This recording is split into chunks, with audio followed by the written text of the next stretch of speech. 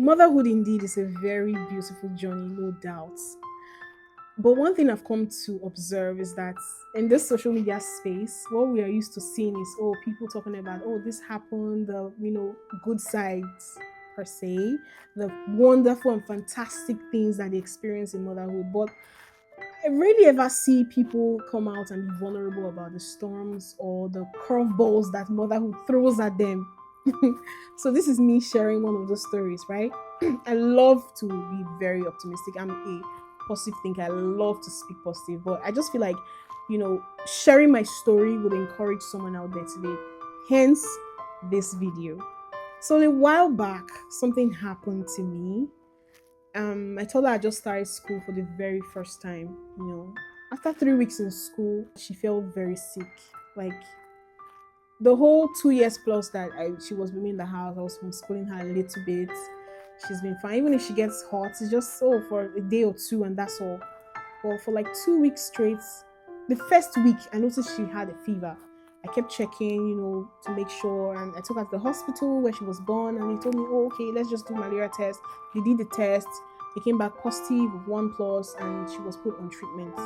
We did the treatments and we went back home. And there were other things that I also observed that had to do with hygiene, of which I discovered was because, of the environment, the school environment where she was, the toilet situation, if you know what I mean, right? So after 1 week, she was not getting better.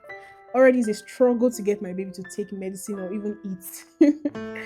But then at least I was able to get her to take the medication, some of it, and then she was not getting better. At this point, I became very, very disturbed, and as with any mom, right? So I took her back to the hospital, and the doctor gave me two options. Like, is that she's put on admission, and the medication is given to her through IV for about 10 days, or we'll change her medication again, give her new meds, and just see and observe. So I was like, okay, no, I don't want her to go through all of that, putting needles through her hand.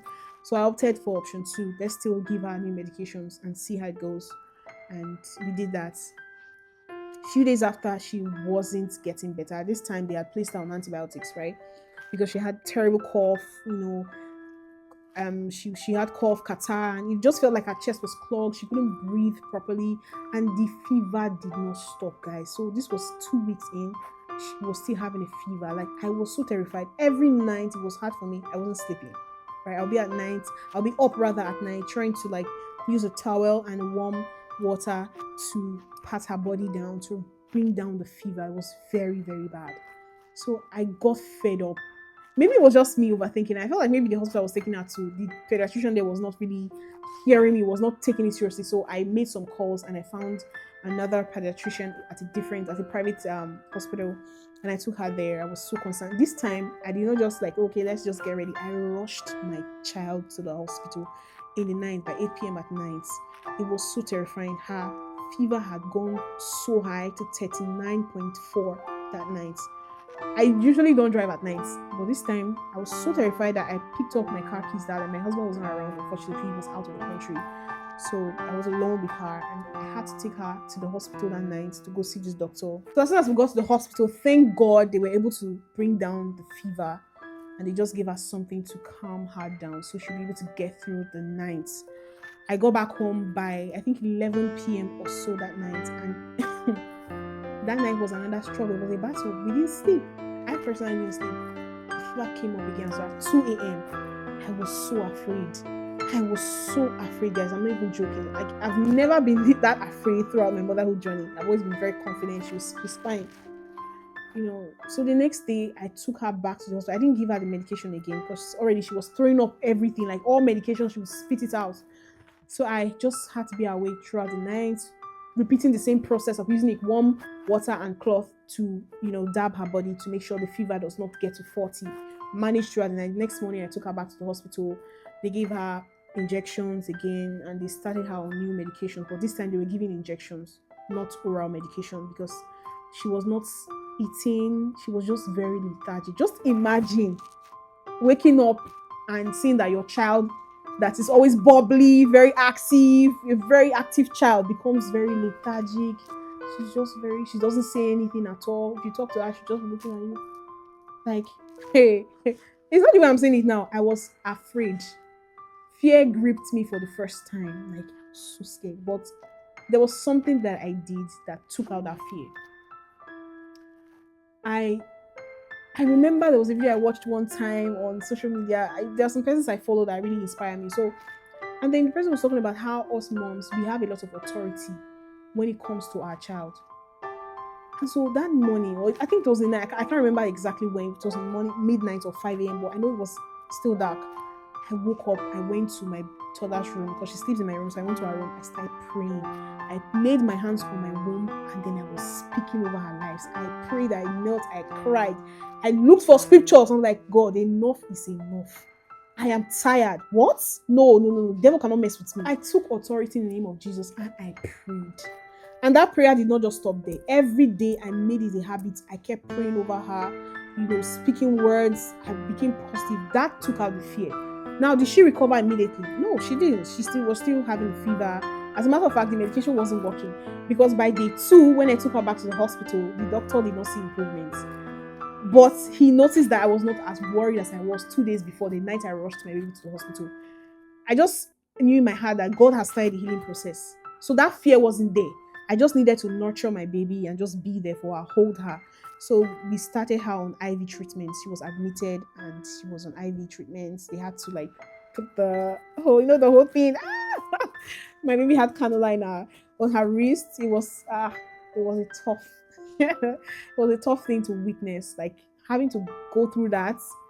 It was heartbreaking, but I couldn't cry. I had to keep it together because I was the only one on ground for her at the time. My husband was not available, but he was so worried where he was. So I had to do a whole lot of calming him down, letting him know that it's okay. The situation is under control. She'll be fine. He was really disturbed. Unfortunately, he couldn't come immediately. Like I said, he was out of the country at the time. So, but I was with her and having to see her go through that. She was still very lethargic. And then worst of all, she wasn't eating. When they say when someone is sick, they need to really eat very well to recover. My baby wasn't eating. So I had enough reason to be worried. But the peace that came that period, I just can't explain. I just decided to trust God. I'm like, God, you gave me this child. She will be fine. She will be okay. This sickness will not be the end of her. She will come out strong. She's going to be fine, better than ever. So my baby kept drying up. She became so lean that I could count the ribs on her side. Guys, I'm really trying to hold it together now because that experience was so hard.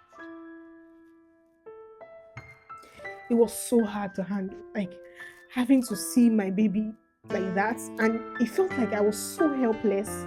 Like there was nothing I could do but just keep praying and having faith and just taking her to the hospital, just be there with her while she was on her patient. It was such a hard time for me. I'm sorry, guys. It was so hard, honestly. Just thinking about what she had to go through. At some point, I started telling God, please take away this pain that my child is feeling. Give me the pain.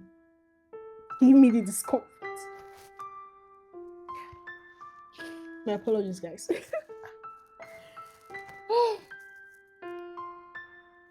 So I thank God that a few days after she started responding to treatments, she still wasn't eating very well. She was just taking pap that period. So I tried to add soya bean powder mixed with crayfish and some other things. I think Tom Brown. I mixed it with her pap just so she would get full nutrients as she wasn't taking anything else. And then water, trying to make sure she was hydrated enough that period. Then afterwards, she was discharged from the hospital. We came back home. Then my husband came back. He was so worried. But we just thank God for everything. That it was a very difficult time. Trust me, it was, like I said, one of the biggest storms that I've had to weather throughout this motherhood journey. I'm still experiencing the whole thing, but it changed my life forever. And I just want to thank God for his perfect healing. Because it's only God I know. And I just know that, yes, the doctor worked his own parts, but God perfected the healing. God perfected the healing. And I just thank God for that. I just want to use this video to encourage any mom watching this video right now. And if it feels very overwhelming for you sometimes, or if you feel like, oh, there's something happening in your motherhood journey that is just so overwhelming and it's drowning you, I want you to just hang in there. I want you to know that God sees you I want you to know that God has not left you. He's in that storm with you. That was something that I knew for a fact, that God was in that storm with me. I was not alone. Just like when there was the storm, Jesus was in the boat with his disciples during that storm. God was in that boat with them. He did not leave them. And when he said, "Peace be still," it was exactly as he said it. So I want you to listen and understand that God is with you. Whatever you're going through right now in your motherhood journey, in that phase, God is with you. Do you know one thing I also realized during that period of my life is the fact that I discovered that there's just always going to be something. When you have kids, with each milestone they hit, there's just always something to worry about, right? When you're newborns, oh, are they sleeping well? Are they breastfeeding well? When they're toddlers, oh, are they hitting their milestones? Are they able to chew their food?